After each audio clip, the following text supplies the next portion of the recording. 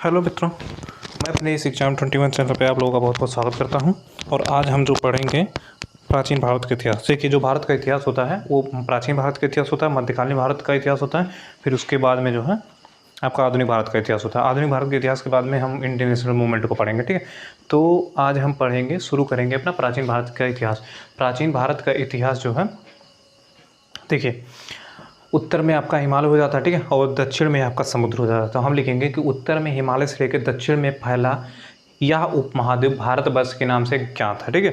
और महाकाव्य तथा पुराणों में इसे भारतवर्ष बोला गया। क्या बोला गया है? देखिए, आपका अगर महाकाव्य हो जाए या फिर पुराण, ठीक है, महाकाव्य तथा पुराणों में इसे क्या कहा गया है? इसे भारतवर्ष। भारतवर्ष से मतलब यहाँ पे ये है कि भरत का देश, ठीक है। आपने छोटे से कहानी में पढ़ी होगी कि भरत थे, वो जो है बाप के दांत गिना करते थे, ठीक है, कोई कहानी थी, तो उन्हीं के नाम पे भारत देश का नाम पड़ा था। तो वही है कि भारतवर्ष कहा गया, यानी कि भारत का देश कहा गया, भारत का देश। और इसमें रहने वाले समस्त निवासियों को जो भारतीय कहा गया, मतलब भरत की संतानें कहा गया है। अच्छा भैया, जब मध्यकालीन मुस्लिम इतिहासकार आए तो इसे जो है भारतवर्ष को जो है हिंदुस्तान कहा गया। तो मध्यकालीन मुस्लिम इतिहासकारों के द्वारा जो इसे हिंदुस्तान कहा गया, और वहीं यूनानियों के द्वारा, इंडो ग्रीक यानी यूनानियों के द्वारा जो है इसे इंडिया बोला गया था, ठीक है।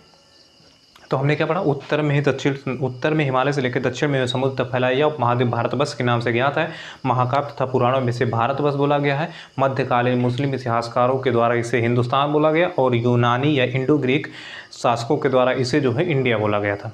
अच्छा भैया, देखिए, जो प्राचीन भारत के इतिहास के हमें स्रोत मिलते हैं वो हमें 4 तरीके से मिलते हैं, ठीक है। प्राचीन भारतीय इतिहास के स्रोत हमें 4 तरीके से मिलते हैं। एक होता है आपका धार्मिक ग्रंथ, धार्मिक मतलब रिलीजियस स्क्रिप्ट, और दूसरा होता है ऐतिहासिक ग्रंथ मतलब हिस्टोरिकल स्क्रिप्ट, और तीसरा आपका होता है विदेशियों का विवरण मतलब थिंकिंग ऑफ फॉरेन रूलर, ठीक है, हाँ, थिंकिंग ऑफ फॉरेन ट्रेवलर। और चौथा होता है पुरातत्व संबंधी साक्ष्य। हमने क्या बताया?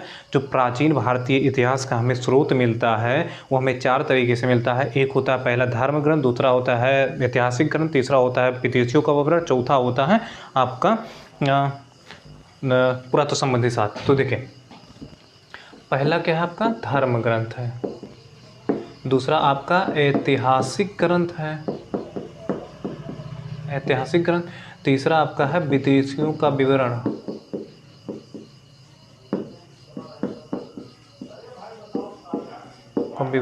और चौथा है आपका विदेशियों का विवरण, और चौथा है आपका पुरातत्व संबंधी साक्ष्य, पुरातत्व संबंधी साक्ष्य, ठीक है। तो हमने पढ़ा कि 4 तरीके से मिलता है, धर्म ग्रंथ, ऐतिहासिक ग्रंथ, विदेशियों का विवरण, पुरातत्व संबंधी साक्ष्य। आज हमें पढ़ना है धर्म ग्रंथ और ऐतिहासिक ग्रंथ से मिलने वाली जानकारी। तो चलिए शुरू करते हैं। देखिए, धर्म ग्रंथ और ऐतिहासिक ग्रंथ से मिलने वाली जानकारी। तो भारत का सबसे प्राचीन धर्म ग्रंथ जो है वेद है। कौन सा है? भारत का सबसे प्राचीन धर्म ग्रंथ वेद है, और जिसके संकलनकर्ता, ठीक है, जिसके संकलनकर्ता का नाम क्या है? वेद के संकलनकर्ता का जो नाम है वो नाम है महर्षि कृष्ण द्वैपायन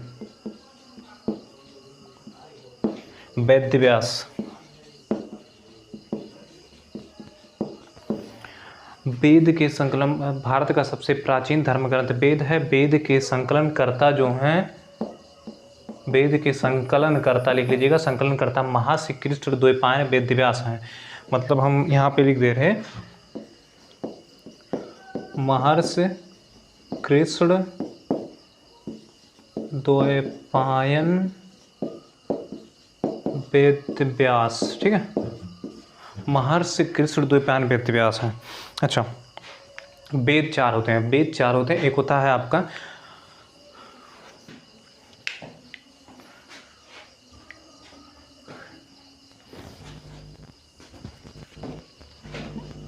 देखिए, सबसे पहला जो आपका वेद होता है उसका नाम होता है ऋग्वेद, ठीक है, ऋग्वेद लिखिएगा, ठीक है।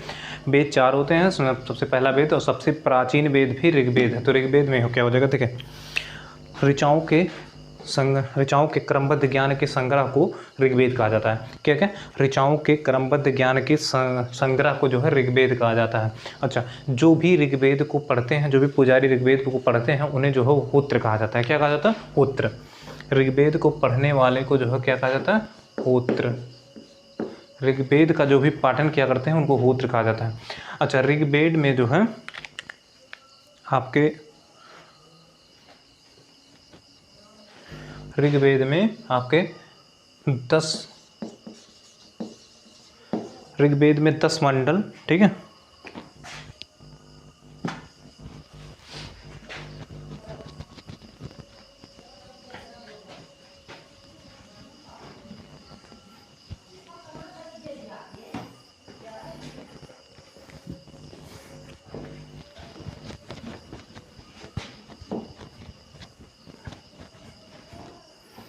देखिए, ऋग्वेद में क्या है? ऋग्वेद में आपका 10 मंडल है, ठीक है। क्या है? ऋग्वेद में 10 मंडल, अच्छा, 1028 सूक्त, 10 मंडल, 1028 सूक्त और 10,465 ऋचाएँ हैं।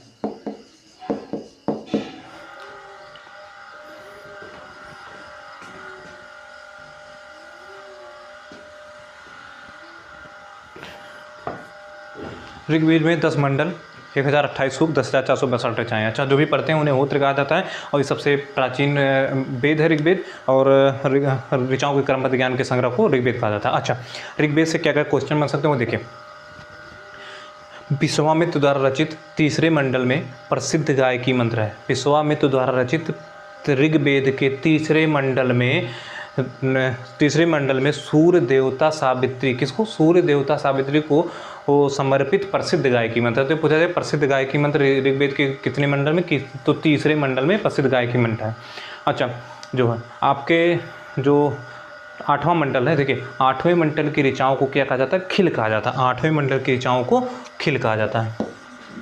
8वें मंडल की ऋचाओं को खिल कहा जाता है। अच्छा, ये पूछा जा सकता है कि कौन सा मंडल ऐसा है ऋग्वेद का जो पूरी तरीके से किसी देवता को समर्पित है? तो देखिए 9वां मंडल पूरी तरीके से सोम देवता को समर्पित है ऋग्वेद का, ठीक है। ऋग्वेद का 9वां मंडल पूरी तरीके से सोमदेव को समर्पित है। ये हो गया। अच्छा, 8वें मंडल की ऋचाओं को खिल कहा गया। अच्छा, और देखिए ऋग्वेद का जो आखिरी मंडल है 10वां मंडल, ऋग्वेद में 10 मंडल हमारे पढ़ा ना, 10वें मंडल में पुरुष सूक्त में चतुष्वर्ण समाज यानी ब्राह्मण, क्षत्रिय, वैश्य और शूद्र का हमें जो है जानकारी मिलती है। तो जो चतुष्वर्ण समाज की परिकल्पना का स्रोत कहाँ से मिलता है? चतुष्वर्ण समाज की परिकल्पना का स्रोत जो है ऋग्वेद के 10वें मंडल के पुरुष सूक्त में मिलता है।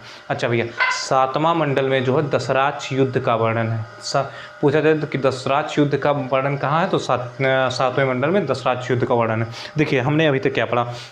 हमने पढ़ा उत्तर में हिमालय से लेकर दक्षिण में समुद्र तक फैला महाद्वीप भारतवर्ष के नाम से ज्ञात है, और महाकाव्य तथा पुराणों में से भारतवर्ष कहा गया, यूनानियों के द्वारा इसे इंडिया कहा गया, मध्यकालीन मुस्लिम इतिहासकारों के द्वारा इसे हिंदुस्तान बोला गया। फिर हमने पढ़ा कि प्राचीन भारतीय इतिहास के स्रोत कहाँ से प्राप्त होते हैं। तो प्राचीन इतिहास के स्रोत जो है, पहला नंबर आपका प्राप्त होता है जो है धर्म ग्रंथ से, दूसरा हमें होता है ऐतिहासिक ग्रंथ से, तीसरा हमें होता है विदेशियों का विवरण से, चौथा हमें जो होता है वो पुरातत्व संबंधित साक्ष्य से। फिर हमने पढ़ा जो है कि सबसे धर्म ग्रंथ ऐतिहासिक ग्रंथ से मिलने वाली जानकारी, तो हमने उसमें पढ़ा कि सबसे प्राचीन धर्म ग्रंथ जो है वेद है। वेद के संकलनकर्ता महर्षि कृष्णद्वैपायन वेदव्यास हैं, और सबसे प्राचीन वेद जो है वो आपका ऋग्वेद, ठीक है। तो वेद 4 होते हैं, ऋग्वेद, सामवेद, यजुर्वेद, अथर्ववेद। ऋग्वेद हमने पढ़ना शुरू किया। ऋग्वेद हमने पढ़ा कि ऋग्वेद ऋचाओं के क्रमबद्ध ज्ञान के संग्रह को ऋग्वेद कहा जाता है। ऋग्वेद सबसे पुराना ग्रंथ होता है। जो भी इसका पाठन या पठन पाठन किया करते हैं उन्हें होत्र कहा जाता है। होत्र कहा जाता है, यहीं कहीं पे लिखा था हमने, अच्छा मिट गया, देखिए होत्र कहा जाता है, ठीक है। ये हो गया होत्र, आपका होत्र कहा जाता है, ठीक है। जो भी इसका पठन पाठन किया करते हैं उन्हें होत्र कहा जाता है। ऋग्वेद में 10 मंडल, 1028 सूक्ति, 10,462 ऋचाएँ हैं। अच्छा भैया, फिर हमने पढ़ा कि देखिए ऋग्वेद के जो भी क्वेश्चन बन सकते हैं वो केवल बताया जा रहा है, ठीक है, और बेफालतू का नहीं। देखिए इसी से क्वेश्चन उठ के आएगा और कहीं से नहीं जाएगा। देखिए ऋग्वेद के तीसरे मंडल में क्या है? ऋग्वेद के तीसरे मंडल में विश्वामित्र द्वारा रचित ऋग्वेद के तीसरे मंडल में सूर्य देवता सावित्री को समर्पित प्रसिद्ध गायकी मंत्र आपका है। गायत्री मंत्र कहाँ कहाँ है? गायत्री मंत्र कहाँ है आपका? तीसरे मंडल में है। अच्छा, 7वां मंडल में दशराक्ष युद्ध का वर्णन है और आपके 8वें मंडल की ऋचाओं को खिल कहा जाता है। 9वां मंडल पूरी तरीके से स्वयंदेव को उल्लेख है, स्वयंदेव को समर्पित है। अच्छा भैया, 10वें मंडल में आपके पुरुष सूक्त में चतुष्वर्ण समाज की परिकल्पना का स्रोत हमें प्राप्त होता है। ये था आपका ऋग्वेद। ठीक है, ऋग्वेद के बाद में हम आगे बढ़ेंगे तो हम क्या देखेंगे?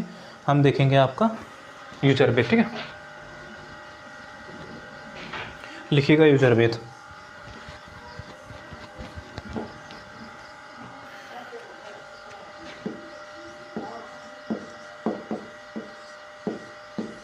ठीक है, यजुर्वेद देखिए बोला जाता है, देखिए सस्वर पाठ के लिए मंत्रों तथा बलि के समय अनुपालन के लिए की जाने वाली नियमों का संकलन ही यजुर्वेद कहलाता है। क्या कह रहे? देखिए कह रहे कि सस्वर पाठ के लिए मंत्रों तथा बलि के समय अनुपालन के लिए की जाने वाली नियमों का संकलन ही यजुर्वेद कहलाता है। मतलब कोई भी अगर चीज़ बलि दे जा रही है तो जो भी उसका मतलब क्या बोलना है, इसके पीछे क्या बोलना है, वो सब जो इसका संकलन है वो यजुर्वेद कहलाता है। अच्छा भैया, यजुर्वेद से केवल 2 क्वेश्चन बनते हैं यार कि वह वेद बताइए जो गद्य और पद्य दोनों में लिखा है। तो यजुर्वेद एकमात्र जो वेद है वो गद्य और पद्य दोनों में है। तो लिखिएगा कि यजुर्वेद गद्य और पद्य दोनों में है। अच्छा, दूसरा क्वेश्चन ये बनता है कि जो यजुर्वेद का पठन पाठन क्या कहते हैं, उन्हें क्या कहते हैं? तो उन्हें कहा जाता है अधर्यु।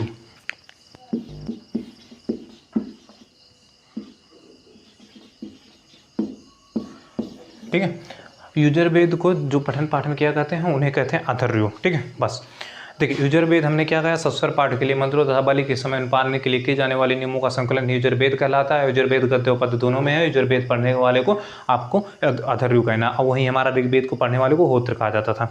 अब हम पढ़ते हैं अपना सामवेद। ठीक है,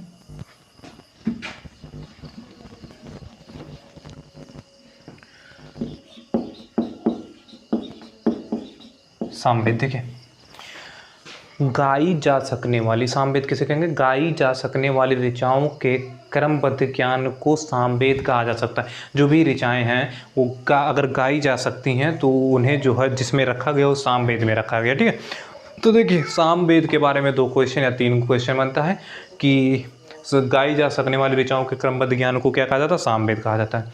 अच्छा, भारतीय संगीत का जनक किसे कहा जाता है? भारतीय संगीत का जनक किसे कहा जाता है? तो ये हो जाएगा भारतीय संगीत का जनक।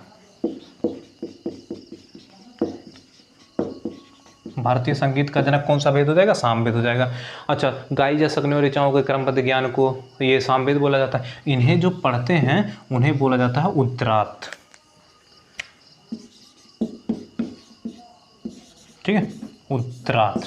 तो जो आपके ऋग्वेद को पढ़ते थे उन्हें होत्र कहा जाता था, जो आपके यजुर्वेद को पढ़े उनको अधर्यु कहा गया, जो इनको सामवेद को पढ़े वो थे उद्रात कहा गया। गाई जा सकने वाली ऋचाओं के क्रमबद्ध ज्ञान को ये है और सामवेद, और भारतीय संगीत का जनक जो है सामवेद को कहा जाता है।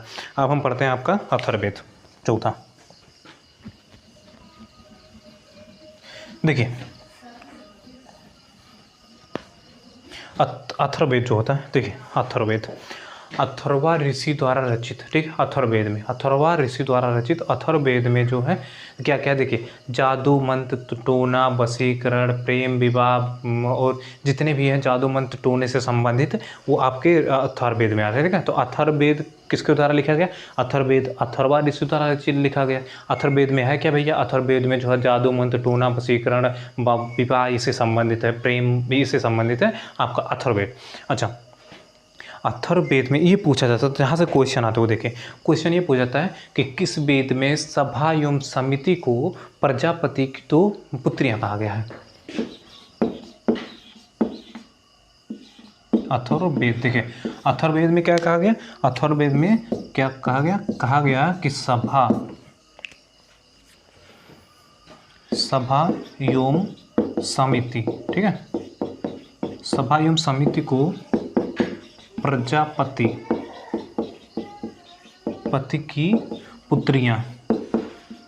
ठीक है, तो पूछा जाए कि सभा एवं समिति को प्रजापति की पुत्रियां किस वेद में कहा गया? तो अथर्ववेद में कहा गया। अथर्ववेद संबंधित किसे? अथर्वा ऋषि द्वारा रचित है और अथर्ववेद जो है जादू में टोने से संबंधित है। अच्छा, एक बात और है इसमें कि कौन सा वेद है जो कन्याओं के जन्म की निंदा करता है, कौन सा वेद है जो कन्याओं के जन्म की निंदा करता है, तो आपका अथर्ववेद हो जाएगा जो कन्याओं के जन्म की निंदा करता है। ये लिख लीजिएगा कि कन्याओं के जन्म की निंदा,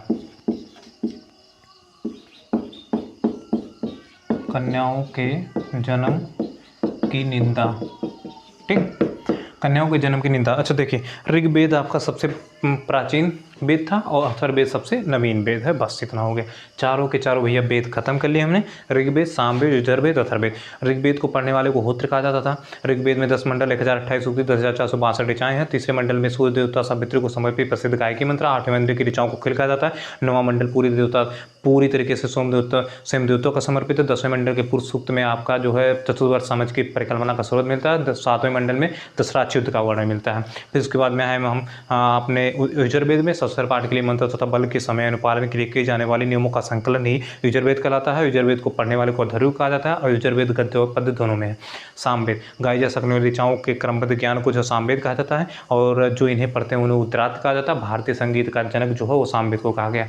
अथर्ववेद में अथर्वा ऋषि द्वारा रचित, इसमें जादू मंत्र, टोना, वशीकरण, प्रेम विवाह ये सब संबंधित है और ये जो है कन्याओं के जन्म की निंदा करता है। सभा एवं समिति को प्रजापति की 2 पुत्रियां इसमें कहा गया है। बस भैया इतने ही क्वेश्चन इसमें से बन के आएंगे, कहीं बाहर से नहीं जाने वाला। तो अब हम देखते हैं कि हमें आगे पढ़ना क्या है।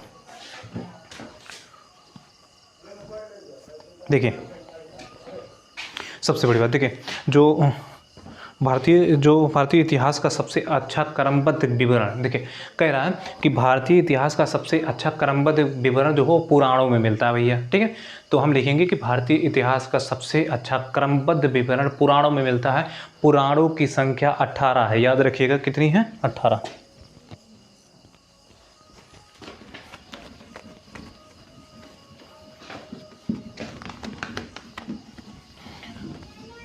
क्या कह रहे हैं हम कि भारतीय इतिहास का सबसे अच्छा क्रमबद्ध विवरण कहाँ मिलता है, तो मिलता है आपके पुराण में। और पुराणों की संख्या कितनी बताई गई है, पुराणों की संख्या आपके, देखिए वो आप लिख लीजिएगा यार कि भारतीय इतिहास का सबसे अच्छा क्रमबद्ध विवरण पुराणों में मिलता है और पुराणों की संख्या जो है आपके 18 है। कितना, 18। देखिए पुराणों की संख्या 18 है। अच्छा, ये भी पुराण से कभी कभी पूछा जा सकता है कि मतलब राजाओं की वंशावली, जो कि आप ये समझ गए कि पुराणों की संख्या 18 है, लेकिन आपसे पूछा जाए कि 18 में से कितने में राजाओं की वंशावली पाई जाती है, तो उनमें से याद रखिएगा 5 में राजाओं की वंशावली पाई जाती है।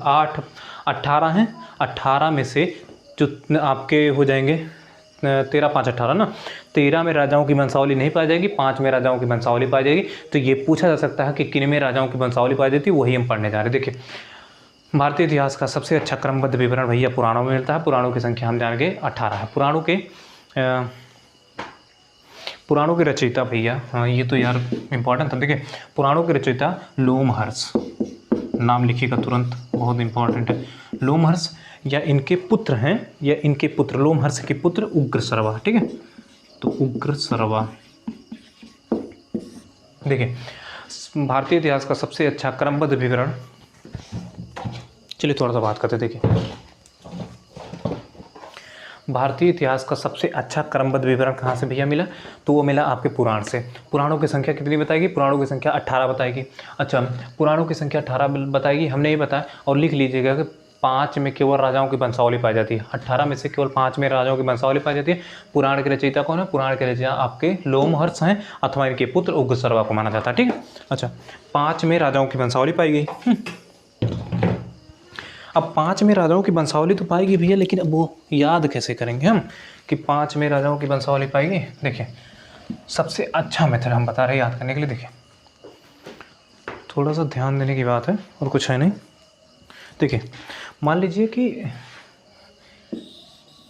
अच्छा वो कंफर्म हो गया ना कि मतलब भारतीय इतिहास का सबसे अच्छा क्रमबद्ध विवरण जो है वो आपके पुराणों में मिलता है और पुराणों की संख्या 18 है और पुराणों के रचयिता जो है लोमहर्ष अथवा इनके पुत्र उग्रसर्वा हैं। अच्छा, और 18 होते हैं, 18 में 5 में राजाओं की वंशावली पाई जाती है, तो वही 5 देखने जा रहे हैं। देखिए मान लीजिए कोई नदी है, एक नदी है, याद करने के लिए बता रहे, एक मतलब इमेजिनेशन बन जाएगा आपके दिमाग में तो याद हो जाएगा हमेशा के लिए। देखिए मान लीजिए एक कोई मछली है, ठीक है, मत्स्य मतलब मछली है। अच्छा भैया, नदी यहाँ तक है, ये ऊपर भूमि है, ठीक है, ये पेड़ ओड़ है सब, ठीक है, ये भूमि है मान लेते हैं। मत्स्य हो गया, ठीक है, मत्स्य मछली है। मछली जब ऊपर आती है तो क्या देखती है कि यहाँ पे वायु है, हवा तो रहेगा ना, मतलब जाहिर सी बात है हवा रहेगा भैया। अच्छा, फिर मछली ऊपर निकल के आई तो इसने देखा वायु है। फिर इसने क्या देखा कि यहाँ पे जो है वो ब्रह्मा जी और आपके विष्णु जी, ठीक है। तो ब्रह्मा जी और आपके विष्णु जी, और ब्रह्मा जी क्या लिए हैं कि हाथ में ये जो है एक किताब लिए हैं, ठीक है। और किताब कौन सा है, वो किताब है भागवत। बस भैया, ठीक है। अगर इतना कन्फर्म हो गया तो यार याद हो जाएगा। देखिए, पुराणों की संख्या 18 है, केवल 5 में राजाओं की वंशावली पाई जाती है। हमने बताया एक नदी है, नदी के नीचे यहाँ पे मछली है। मछली जब बाहर निकलती है तो ये देखती है कि वायु है, और वो वायु ऊपर तो रहेगा ही। फिर ये देखती है कि ब्रह्मा जी विष्णु जी खड़े हैं, और ब्रह्मा जी के हाथ में एक किताब वो पढ़ रहे, वो क्या पढ़ रहे, भागवत पढ़ रहे। अब देखिए किन में राजाओं की वंशावली पाई जाएगी। देखिए यहाँ से आप पकड़िएगा मत्स्य पुराण है तुरंत, ठीक है, मत्स्य पुराण में पाई जाएगी। यहाँ से आपका वायु हो गया तो आपका वायु पुराण। यहाँ से हो गया ब्रह्मा और विष्णु, और हाँ तो यहाँ से विष्णु पुराण लिखिएगा, विष्णु पुराण। अच्छा, और भागवत, ठीक है, एक में भागवत लिखिएगा और एक में लिखिएगा आपका ब्रह्मा, ठीक है। देखिए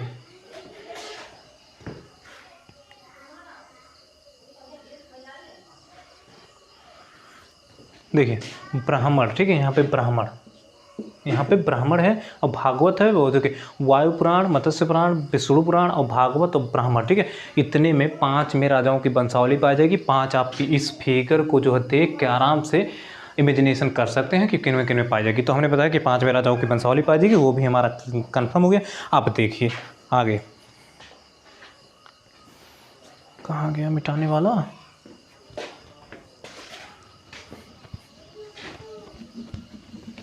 देखिए आगे हमें पढ़ना है कि जो आपका वेद है, वो वेद कभी कभी समझ में कम आते थे लोगों को, तो ठीक है। तो जब वेद समझ में कम आए तो बाद में क्या किया कि वेदों को भली भांत समझने के लिए कुछ वेदांगों की रचना की गई। वेदांग मतलब क्या होते हैं, वेदांग भैया देखिए, अगर हम वेदांग लिखते हैं, इसका हम संधि विच्छेद करते हैं, तो वेद प्लस अंग ही तो होता है।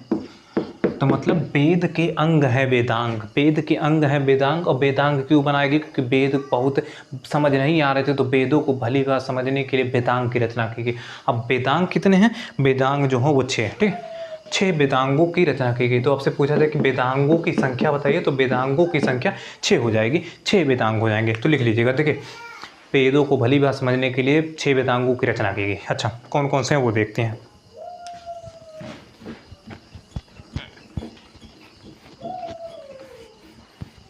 अच्छा देखिए, इसका कोई मतलब ज़बरदस्त तो ट्रिक नहीं है हमारे पास, लेकिन हम जैसे याद करते हैं वो देखिए हम क्या करते हैं। देखिए हम लिखते हैं, हमें देखिए कह रहे 6 वेदांग कौन कौन से। देखिए शिक्षा, ज्योतिष, कल्प, व्याकरण, निरुक्त और छंद। कौन सा, शिक्षा, ज्योतिष, कल्प, व्याकरण, निरुक्त और छंद। शिक्षा हम याद करवा रहे, देखिए शिक्षा, ज्योतिष, कल्प, व्याकरण, निरुक्त और छंद। शिक्षा, ज्योतिष, कल्प, व्याकरण, निरुक्त और छंद। भैया पहला कौन सा हो गया, शिक्षा, ज्योतिष, कल्प, व्याकरण, निरुक्त, छंद। अगर आपसे पूछा जाए कि वेदांग की संख्या बताइए, वेदांग की संख्या 6 हो जाएगी। शिक्षा, ज्योतिष, कल्प, व्याकरण, निरुक्त और छंद, ये 6 वेदांग हो जाएंगे, ठीक है। अच्छा, विष्णु पुराण से किसकी जानकारी मिलती है, आपसे पूछा जाए कि विष्णु पुराण से किसकी जानकारी मिलती है। विष्णु पुराण से आपके जो है मौर्य साम्राज्य, ठीक है, मौर्य काल की जानकारी। विष्णु पुराण से मौर्य काल की जानकारी मिलती है। मत्स्य पुराण से सातवाहन वंश की जानकारी मिलती है। कौन से, सातवाहन वंश, लिख लीजिएगा। विष्णु पुराण से मौर्य वंश की जानकारी मिलती है, मत्स्य पुराण से सातवाहन वंश की जानकारी मिलती है, वायु पुराण से आपके गुप्त वंश की जानकारी मिलती है। विष्णु पुराण से मौर्य काल की जानकारी, मत्स्य पुराण से सातवाहन वंश की जानकारी, वायु पुराण से गुप्त वंश की जानकारी मिलती है। अच्छा, वेदांग कितने हो जाएंगे? वेदांग हमने लिखा 6 हो जाएंगे। शिक्षा, ज्योतिष, कल्प, व्याकरण, निरुक्त और छंद। ये पूछा जा सकता है कि कितने वेदांग हैं और कौन कौन से हैं, तो ये हो जाएगा। और कौन सा जो है विष्णु पुराण से किसकी जानकारी? तो मौर्य काल की जानकारी, मत्स्य पुराण से सातवाहन वंश की जानकारी, वायु पुराण से गुप्त वंश की जानकारी। अच्छा, पुराणों में देखिए, पुराण की संख्या 18, लोम है सत्वा, उग्र सर्वा, उनके पुत्र अग्रसर्वा रचयिता हो जाएंगे। अच्छा, मत्स्य, वायु, ब्राह्मण, विष्णु, भागवत, या राजवंशों की वो पाई गई उसमें, ठीक है, राजवंशों की जानकारी, जिसमें से हमने लिखा विष्णु पुराण, मत्स्य पुराण, वायु पुराण। लेकिन सुनिए, मत्स्य पुराण सबसे प्राचीन एवं प्रमाणिक है। पूछा जाए कि मत्स्य कौन सा पुराण सबसे प्राचीन और प्रमाणिक है, तो यही है, मत्स्य पुराण सबसे प्राचीन व प्रमाणिक है। अच्छा भैया, तो देखिए आज हमने क्या क्या पढ़ा। आज हमने जितना हो सकता था हमसे उतना बना है। अच्छा यार सुनिएगा, देखिए जो भी क्वेश्चन आते हैं वो यहीं से आएंगे, यहाँ से हट के नहीं जाएंगे, ठीक है, अगर आना होगा तो, ठीक है। और जितने भी हमने बताया तो हमने केवल क्वेश्चन को ध्यान में रखते हुए ये हम पढ़ा रहे। प्राचीन भारत का इतिहास अगर आप पढ़ लोगे तो आराम से आपके जो 70% या 80% क्वेश्चन तो सॉल्व हो जाएंगे। तो मिलते हैं अगले नेक्स्ट वीडियो में, इसे जो है कंटिन्यूस करते हुए। Okay, thanks for watching my video, please subscribe my channel. Okay यार, ठीक, मिलते हैं अगले नेक्स्ट वीडियो में जो भी इसके आगे का पार्ट वो लेके, ठीक है। Okay bye.